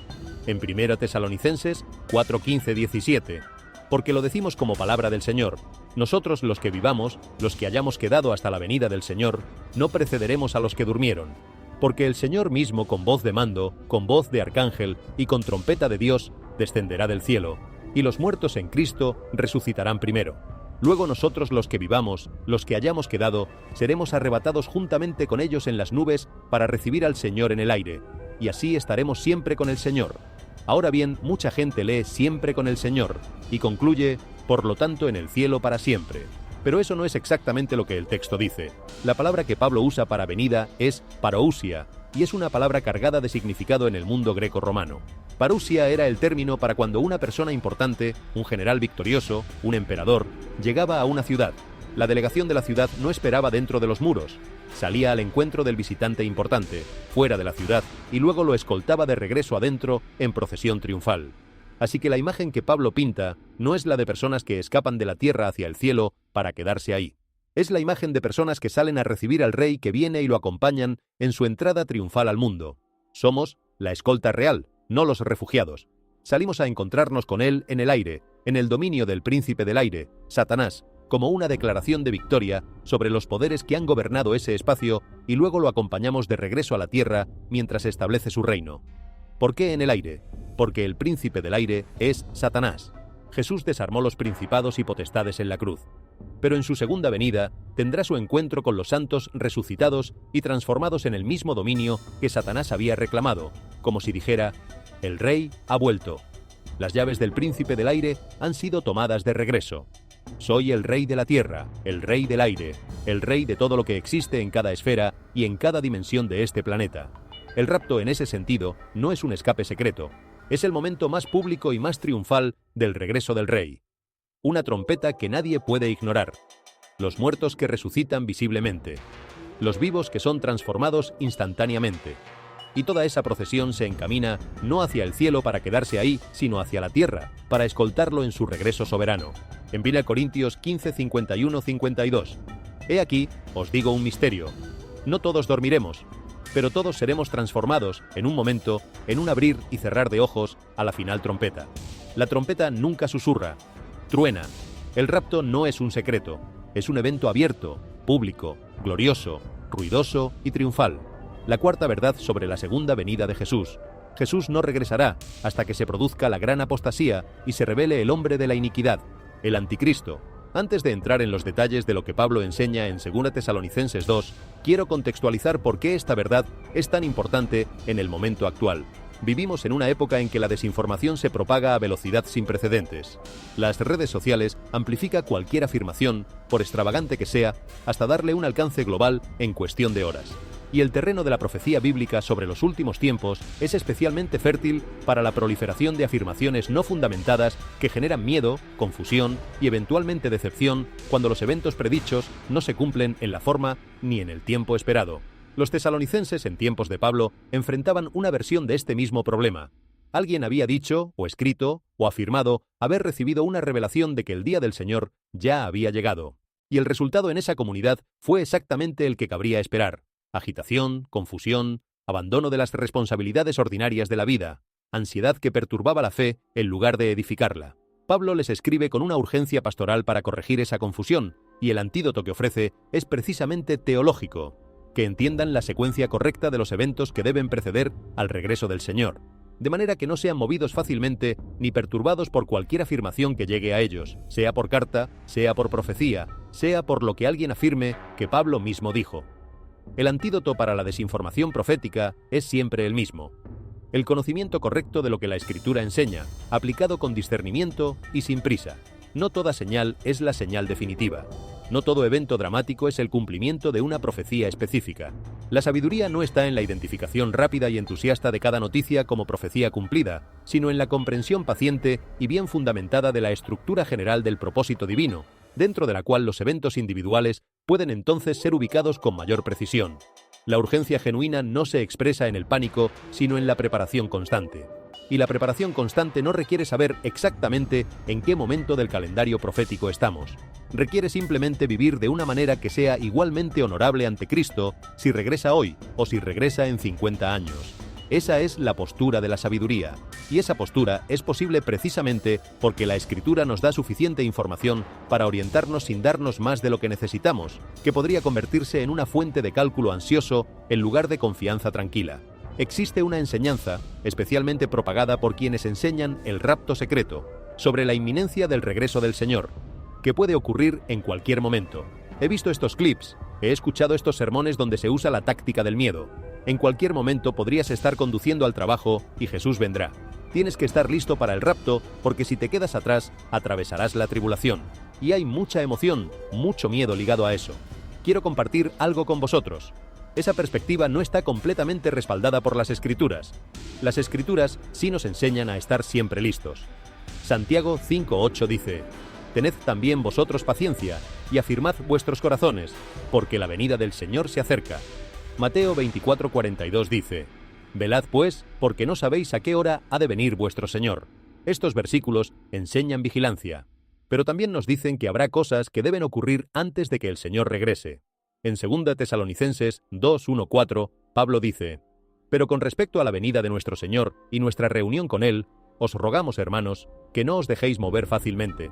Nadie os engañe en ninguna manera, porque no vendrá sin que antes venga la apostasía, y se manifieste el hombre de pecado, el hijo de perdición, el cual se opone y se levanta contra todo lo que se llama Dios o es objeto de culto, tanto que se sienta en el templo de Dios como Dios, haciéndose pasar por Dios». Pablo está diciéndoles a los tesalonicenses que deben resistir el pánico, que deben comprender que la venida del Señor no puede ocurrir hasta que dos cosas tengan lugar. Primero, la apostasía, el alejamiento de los creyentes de Cristo. Lo estamos viendo hoy en proporciones que ninguna generación anterior hubiera podido imaginar.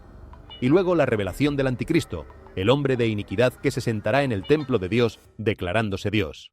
Así que cuando comenzáis a ver el templo siendo construido en Jerusalén, nos estamos acercando. Cuando comenzáis a ver al anticristo negociando la paz en el Medio Oriente y las personas comenzando a adorarlo, nos estamos acercando. Cuando comenzáis a ver alguna forma de chip o dispositivo por el cual solo podéis comprar y realizar todas vuestras transacciones, y eso esté ligado a la devoción a la bestia, nos estamos acercando. Cuando veáis una religión mundial unificada y una economía global unificada, nos estamos acercando no al anticristo, porque en ese punto él ya ha estado aquí, sino al regreso del Rey de Reyes y Señor de Señores. ¿Significa eso que podemos relajarnos? Absolutamente no. Debemos vivir vigilantes. Debemos vivir preparados. Porque si bien la secuencia de eventos antes de la segunda venida tiene pasos definidos, ninguno de nosotros sabe cuánto tiempo queda hasta cada uno de esos pasos. Hay una posibilidad muy alta de que te encuentres con el Señor en la muerte antes de encontrarte con Él en su segunda venida.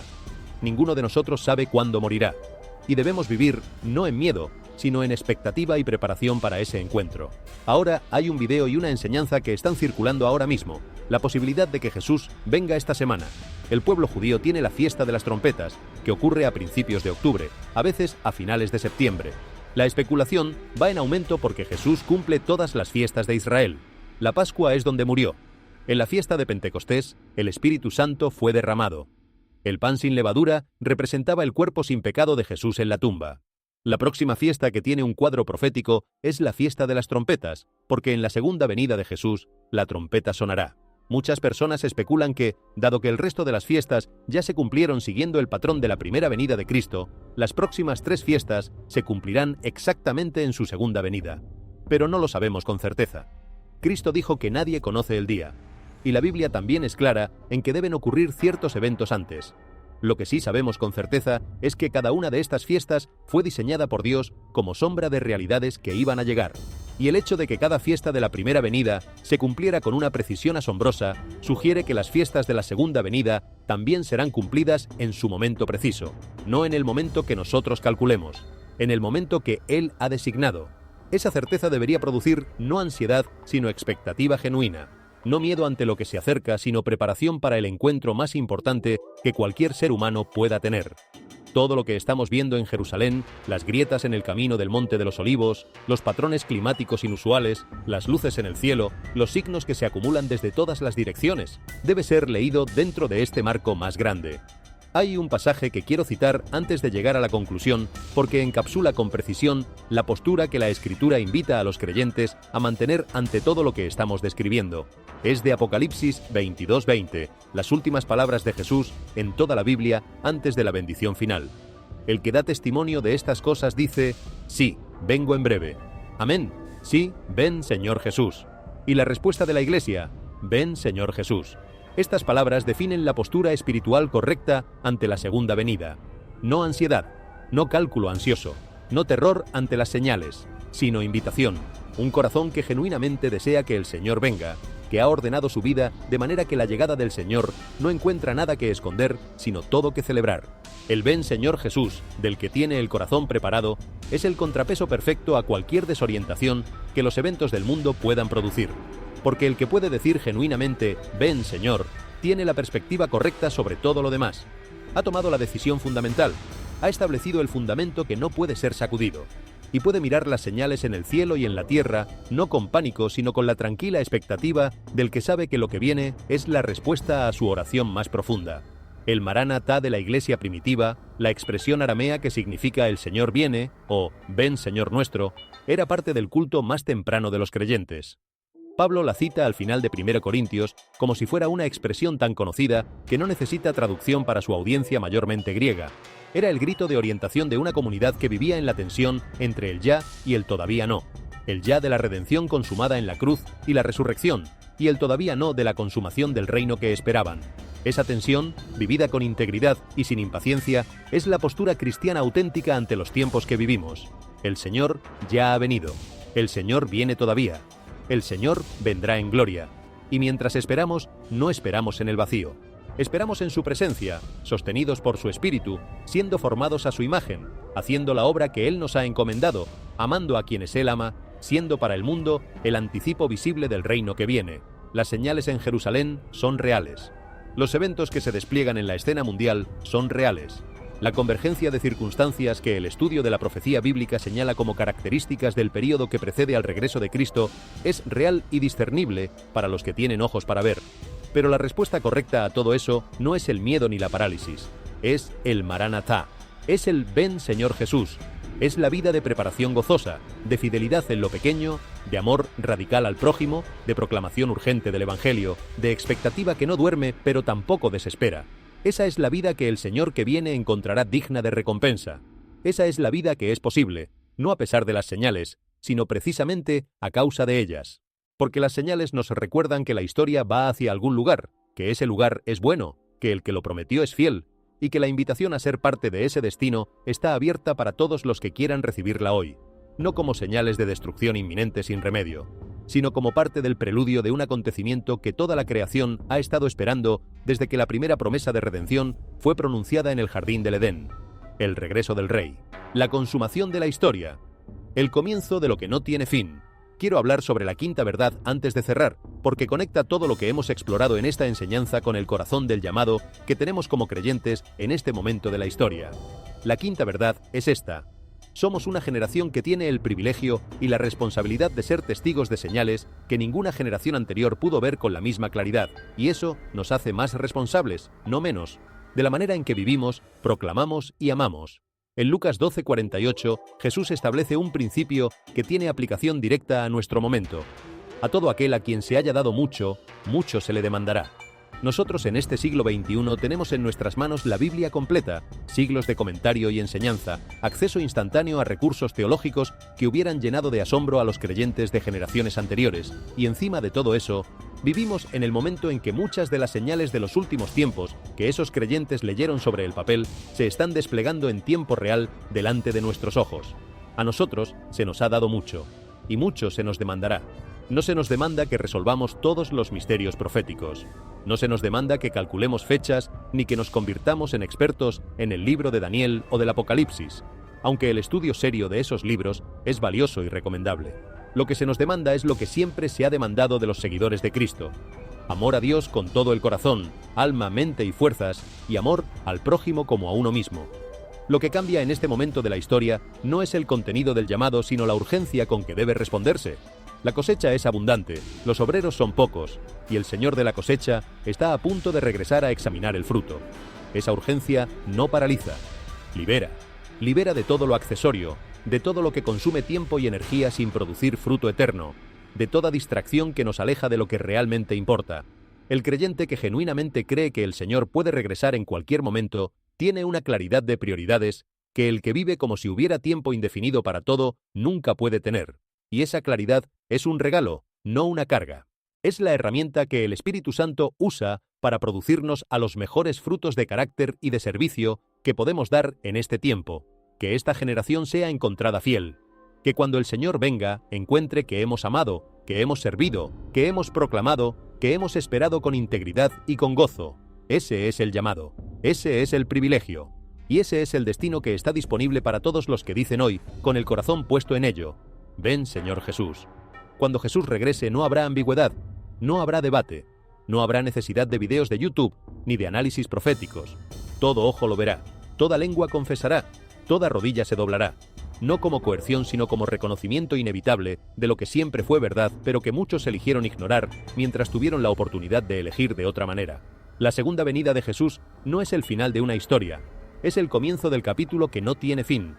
Y la pregunta que cada persona debe responder hoy, mientras todavía hay tiempo para elegir, no es ¿cuándo regresará?, sino ¿estoy listo para cuando regrese?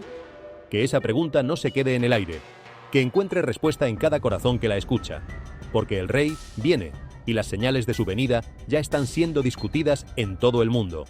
El Éufrates se seca, el Monte de los Olivos muestra grietas, las trompetas suenan en cielos de ciudades que no las esperaban, y el Espíritu y la esposa dicen: ven. Bienaventurado el que oye, y bienaventurado el que responde. Termino con esta imagen. La última página de la Biblia muestra a la Iglesia de pie ante el umbral de la eternidad, mirando hacia un horizonte donde la oscuridad está retrocediendo y la luz que viene no tiene nombre en ningún lenguaje humano, porque no es la luz del sol ni de la luna, sino la luz del Cordero. Y desde ese umbral, la Iglesia no grita con terror, ora con anhelo: ven, Señor Jesús. Esa es la palabra final de la Escritura sobre la actitud que debemos tener ante todo lo que se aproxima. No terror, sino expectativa. No parálisis, sino preparación. No silencio, sino la voz de los que han entendido quién viene y qué viene con él, y que han elegido estar listos cuando llegue.